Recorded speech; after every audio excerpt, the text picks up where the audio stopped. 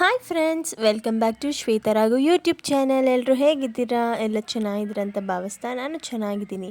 ಬನ್ನಿ ಇವತ್ತಿನ ರೆಸಿಪಿ ನೋಡ್ಕೊಂಡು ಬರೋಣವಾ.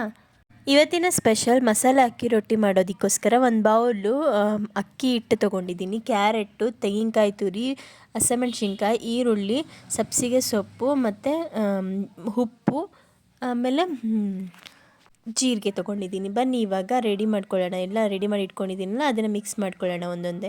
ಈಗ ಅಕ್ಕಿ ಹಿಟ್ಟನ್ನ ನಾನು ಒಂದು ಬೌಲ್ಗೆ ಹಾಕ್ಕೊಂಡಿದ್ದೀನಿ. ಅದಕ್ಕೆ ಇವಾಗ ಉಪ್ಪು ಮತ್ತು ಜೀರಿಗೆ ಹಾಕ್ಕೊಂಡೆ.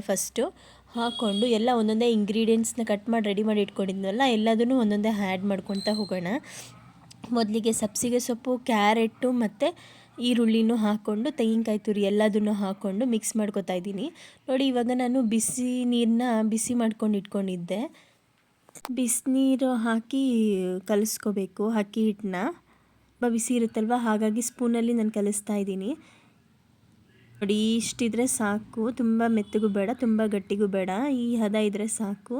ಬನ್ನಿ ಇವಾಗ ರೊಟ್ಟಿ ಹಿಟ್ಟು ಸ್ವಲ್ಪ ನೆನೆಯೋಷ್ಟರಲ್ಲಿ ನಾನು ಚಟ್ನಿ ಮಾಡ್ಕೊಂಡು ಬರೋಣ. ಚಟ್ನಿ ಮಾಡೋದಕ್ಕೆ ನಾನು ತೆಂಗಿನಕಾಯಿ, ಕಡಲೆಪಪ್ಪು, ಹಸಿಮೆಣ್ಸಿನ್ಕಾಯಿ, ಬೆಳ್ಳುಳ್ಳಿ, ಉಪ್ಪು, ಕೊತ್ತಂಬರಿ ಸೊಪ್ಪು, ಸ್ವಲ್ಪ ಹುಣಸೆಹಣ್ಣು ತೊಗೊಂಡಿದ್ದೀನಿ. ಇಷ್ಟನ್ನು ಹಾಕ್ಕೊಂಡು ಈಗ ಗ್ರೈಂಡ್ ಮಾಡ್ಕೊಂಡು ಬರ್ತಿದ್ದೀನಿ. ಗ್ರೈಂಡ್ ಮಾಡಿದ್ಮೇಲೆ ಲಾಸ್ಟಿಗೆ ಕೊತ್ತಂಬರಿ ಸೊಪ್ಪು, ಒಂದು ಸ್ವಲ್ಪ ಕರಿಬೇವಿನ ಸೊಪ್ಪು ಹಾಕೋತಾ ಇದ್ದೀನಿ.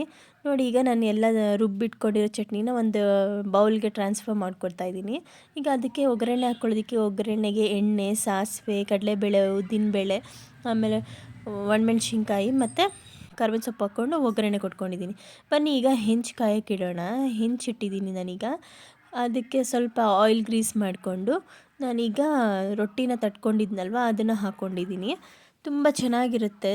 ಬೆಳಗಿನ ತಿಂಡಿಗೆ, ಬಾಕ್ಸಿಗೆ ಎಲ್ಲದಕ್ಕೂ ತುಂಬ ಚೆನ್ನಾಗಿರುತ್ತೆ. ಇಲ್ಲ ಈವ್ನಿಂಗ್ ಆದರೂ ಮಾಡ್ಕೋಬೋದು, ಸಂಜೆ ರಾತ್ರಿ ಆದರೂ ಮಾಡ್ಕೋಬೋದು, ಯಾವ ಟೈಮ್ ಆದರೂ ಮಾಡ್ಕೋಬೋದು. ತುಂಬ ಚೆನ್ನಾಗಿರುತ್ತೆ ಮಸಾಲೆ ಅಕ್ಕಿ ರೊಟ್ಟಿ. ಯಾರಿಗೆ ತಾನೇ ಇಷ್ಟ ಇರಲ್ಲ ಹೇಳಿ. ಮಕ್ಕಳಿಗೂ ತುಂಬ ಹೆಲ್ದಿ ಫುಡ್ ಇದು.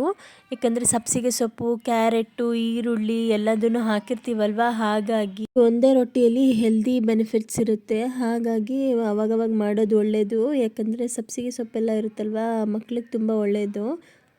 ತೆಂಗಿನಕಾಯಿ ಚಟ್ನಿಗಂತೂ ಒಳ್ಳೆ ಕಾಂಬಿನೇಷನ್ನು ಮಸಾಲೆ ರೊಟ್ಟಿ. ತುಂಬ ಚೆನ್ನಾಗಿರುತ್ತೆ. ನಾನು ಚಟ್ನಿ ಪುಡಿ ಮಾಡಿದ್ದೆ, ಹಾಗೆ ಚೆನ್ನಾಗಿರುತ್ತೆ. ನಿಮಗೇನಾದರೂ ಈ ರೆಸಿಪಿ ಇಷ್ಟ ಆದರೆ ಲೈಕ್, ಶೇರ್, ಕಮೆಂಟ್ ಮಾಡಿ, ಸಬ್ಸ್ಕ್ರೈಬ್ ಆಗಿ, ಫ್ರೆಂಡ್ಸ್ ಆ್ಯಂಡ್ ಫ್ಯಾಮಿಲಿಗೆ ಶೇರ್ ಮಾಡಿ, ಸಪೋರ್ಟ್ ಮಾಡಿ. Thank you for watching.